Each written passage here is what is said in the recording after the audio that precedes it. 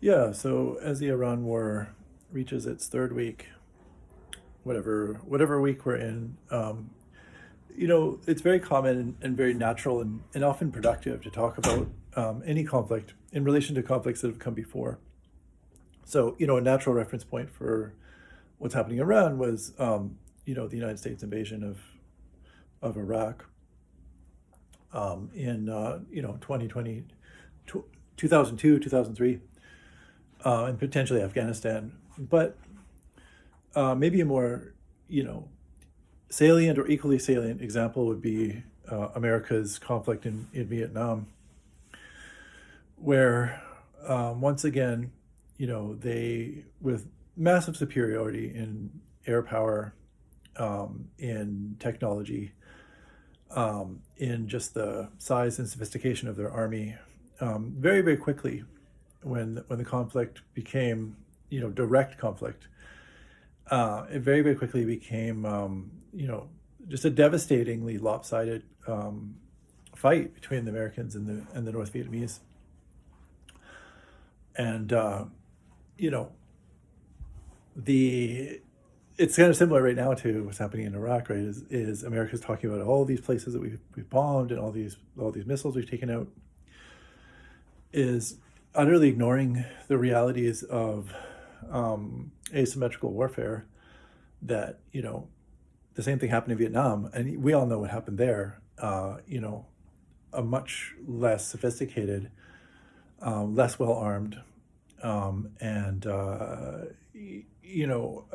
a much less capable, on the surface, army.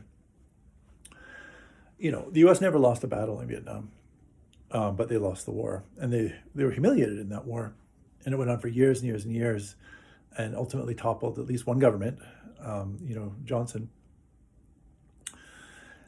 And a big reason for that is that kind of imperial hubris, which we see over and over again in history.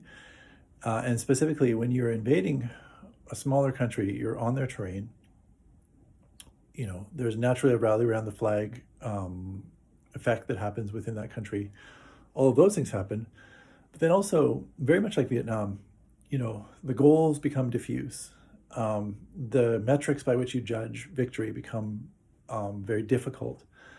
The way that the enemy fights back or your adversary fights back, is through, guerrilla activities, counterinsurgency, and they're not dropping bombs on you with giant fighter planes, but they're beating you down step by step by step, and they'll never give up.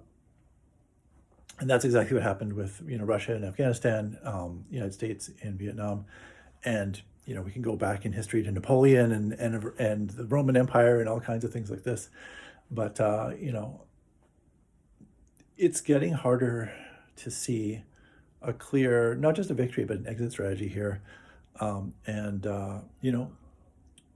I think even if the U.S. decides to kind of declare some form of victory today or tomorrow, the effects are not going to be decoupled that easily. And it's extremely unfortunate that